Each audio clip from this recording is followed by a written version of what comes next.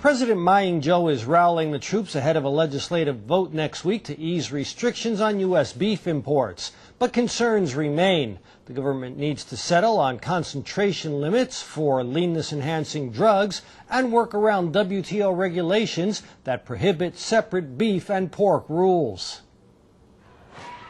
Next Tuesday is the start of an extra legislative session. U.S. beef will be discussed on the first day.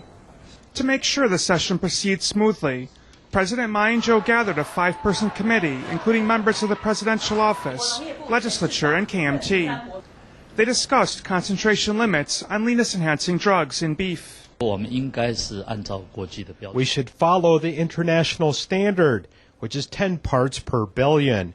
It is the lowest standard in the world. Japan and Korea both use it.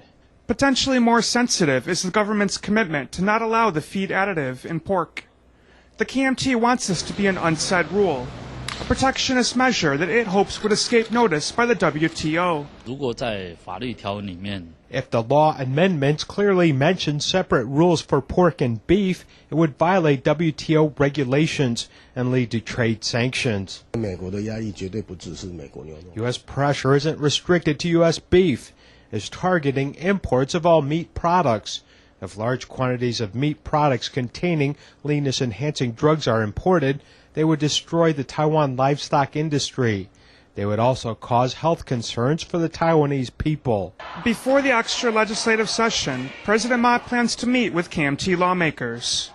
The ruling party will also hold a caucus meeting on Friday to urge all legislators on board.